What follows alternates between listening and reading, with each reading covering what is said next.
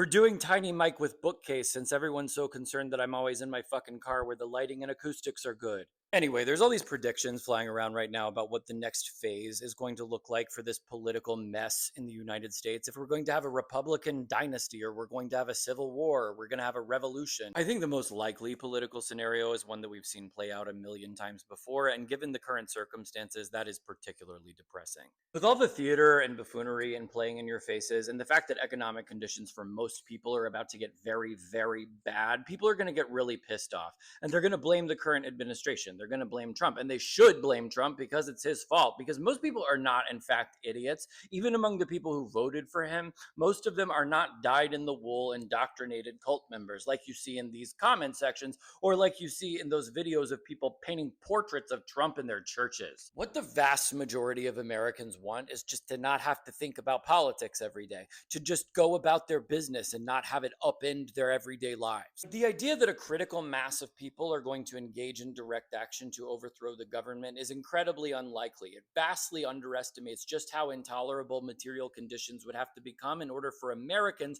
to stop deferring their political responsibilities onto representatives. But I could definitely be wrong about this. Like, material conditions could become that intolerable, depending on just how bad the forthcoming economic crash is about to be. But what's probably going to happen is that people are just going to take out their rage electorally, as they always do. And there's the rub, because we have a two-party system. We have two parties whose primary function is to serve billionaire corporate interests, but people are going to evaluate their circumstances by contrast. And given how bad Republicans are about to make things, Democrats are going to look like the means to go back to normal. That's what they do. They are the status quo party. So after the economy tanks and billionaires scoop up all of the assets for dirt cheap and wealth stratification becomes much worse, Democrats will show back up, tone down the so-called woke rhetoric, and position themselves as the means to go back to normal. Except it's not back to normal, whatever that means. We still get techno-feudalism, we still get oligarchy, except now we have Democrats smiling in our faces instead of a clown crashing the markets with crackpot economic policy that no one in their right mind asked for. But we will still have an entire social order, an entire political system that is uniformly devoted to the interests of a very small number of very rich people. When we have this small window of opportunity to operationalize the rage that people are about to feel in order to move American politics and American policy towards the working class, towards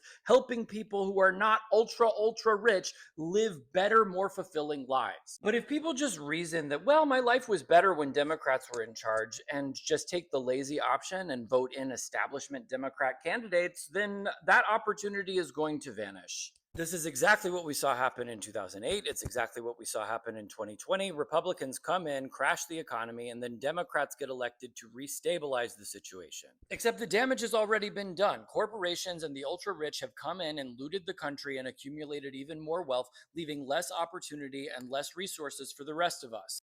And while Democrats do end up staunching the bleeding, they don't do anything to rein in the greater power accumulated by the ultra rich. Because it's not in their interest to upset the billionaire class. So with each of these cycles, we become politically weaker and inch our way closer to total corporate hegemony.